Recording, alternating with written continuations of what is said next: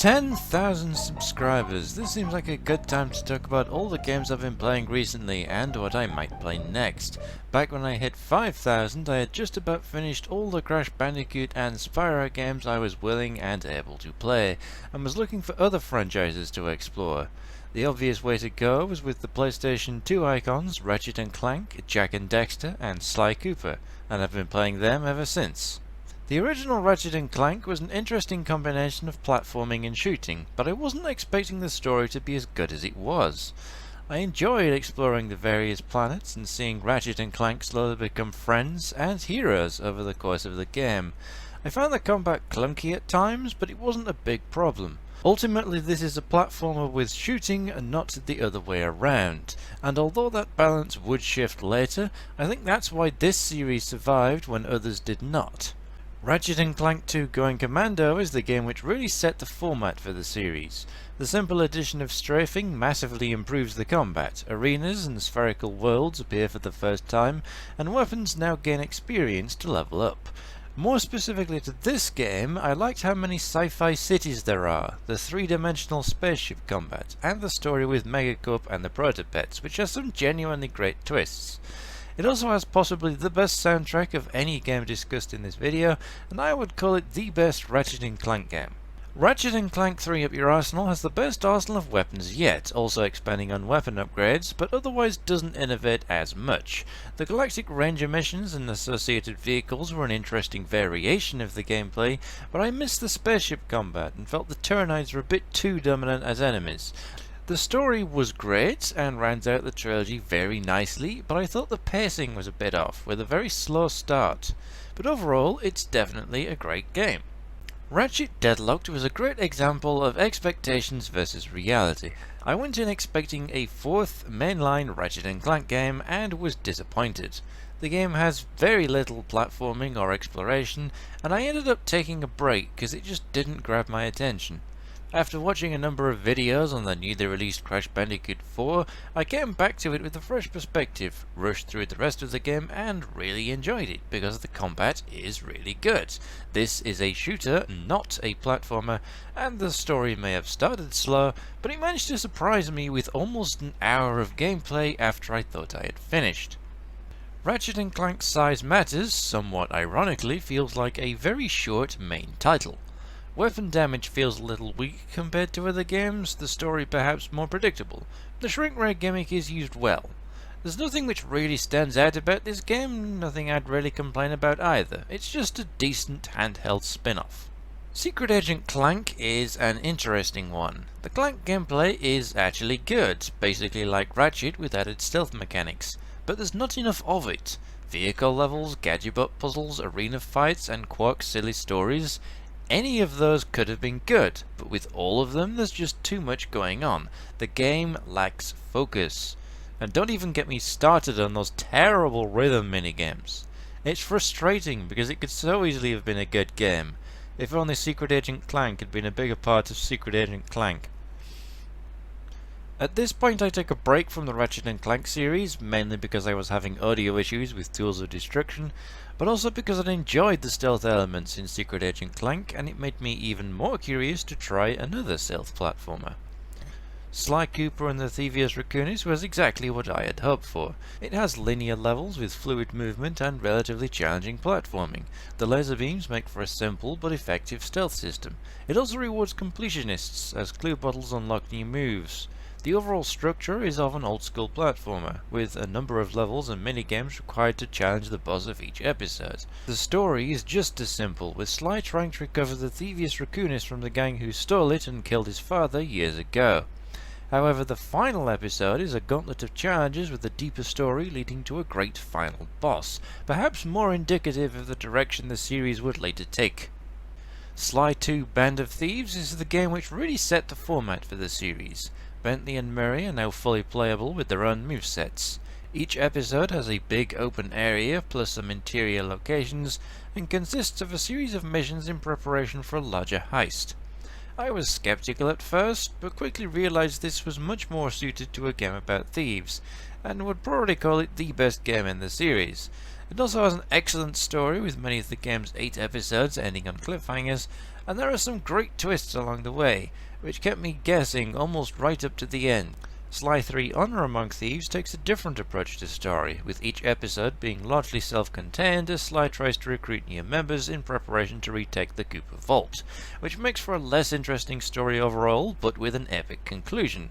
The gameplay is much the same as the previous game, with the new characters being somewhat hit or miss, but overall they're a good addition, particularly the Guru.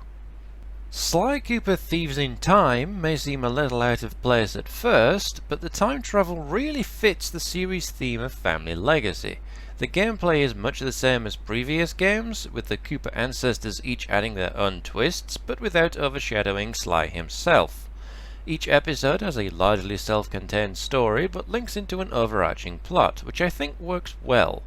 And I also like the dynamic of Carmelita having to work with the gang rather than against them. My criticisms of this game almost exclusively relate to the final boss, his motives, and the cliffhanger ending. Overall, it is a good sequel.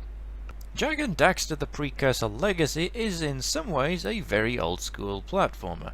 Explore levels and complete objectives to earn the power cells required to progress through a simplistic story of trying to find a cure for Daxter, who was accidentally transformed into an Ottsel.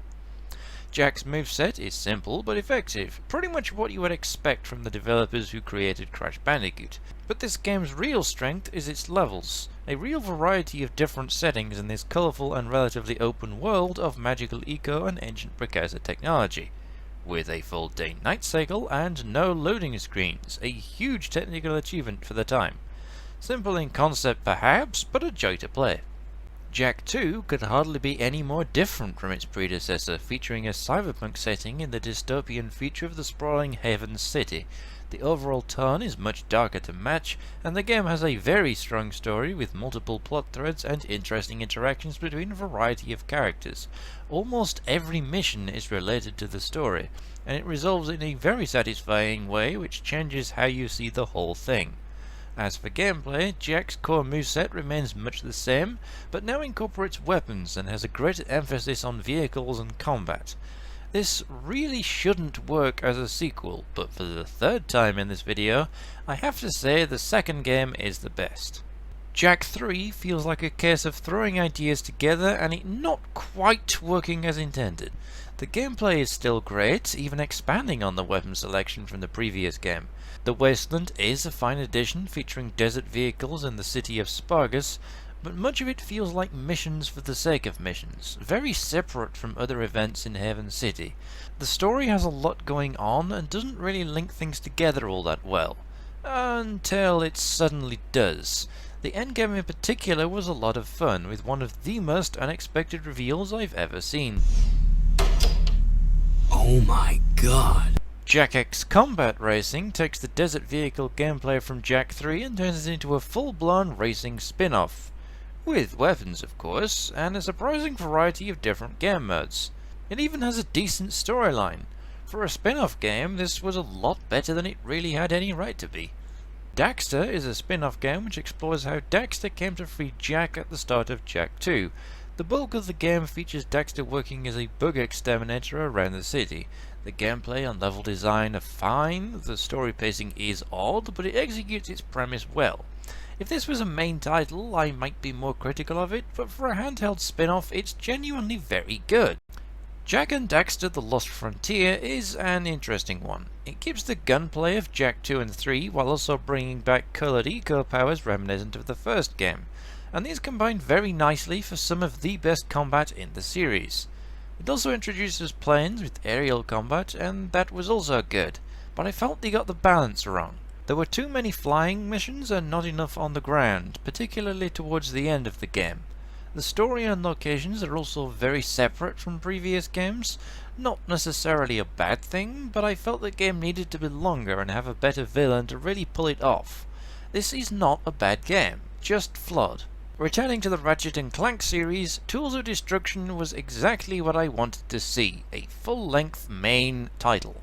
In terms of gameplay, this is the true Ratchet and Clank 4.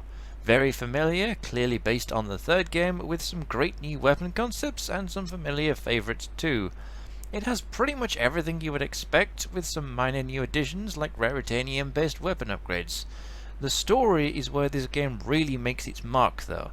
It establishes Ratchet as the last known Lombax and explores what happened to the rest of his kind, beginning a story arc which continues to this day. Ratchet and Clank Quest for Booty is more like a pirate-themed expansion than a standalone game. It has a greater emphasis on puzzles and platforming, which I enjoyed. This is a well-made 2-hour adventure, and that's all I really have to say. Ratchet and Clank A Crack in Time is another great main title. Paradox Chambers are the best Clank puzzles yet, space travel is now free roam with optional side missions, and the hover boots make for greatly increased mobility in and out of combat. There are fewer levels compared to previous games, but each level is longer and tells its own story.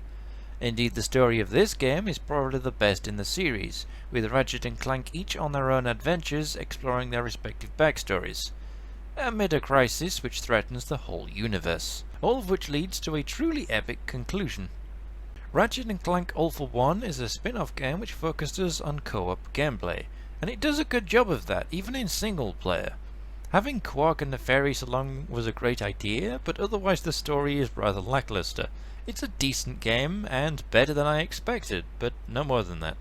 Ratchet and Clank Full Frontal Assault, or Q-Force, was another spin-off game. The format was okay, collecting weapons, capturing locations, and defending a base, but 3 maps and a boss just isn't enough, and both the story and villain are weak. A bit disappointing, really. Ratchet and Clank Into the Nexus adds to the main format while remaining true to it, though it's a pity the game is so short. It's a little darker in tone, bringing in slight horror elements, the story is serious, and I like the comparisons it draws between Ratchet and Vendra. Overall, this was a good sequel and a great game for me to end on. I will not be playing Ratchet & Clank 2016 because I don't have a PS4, but I have seen the movie on which it was based, and I was not impressed. I can accept changes to the story, but it fails to understand Ratchet's character. He was never so reckless or arrogant, nor so dismissive of Clank, even when they were arguing. All I can say is I hope the game was a better adaptation than the movie. I will not be playing Ratchet & Clank Rift Apart either, because I don't have a PS5, but I'm glad to see the series return, as ambitious as ever. So, now that I've finished all the Ratchet, Jack and Sly games I can play, what's next? Well, after playing so many PS3 games recently, and PS2 games before that, I want to go back to some early 3D platformers, from around the time of the original Crash and Spyro games. Just before I started Ratchet & Clank, I did a complete playthrough of Croc Legend of the Gobbos. Perhaps it's time to play the sequel. I'm also looking at a few Nintendo 64 titles, and a certain Gecko, but those are just ideas for now. I want to take it one game at a time. And once again, thank you all for 10,000 subscribers. And thanks to those who leave nice comments, it really makes it worth it. I might be playing most of these games for the first time, but it's nice to bring nostalgia to others.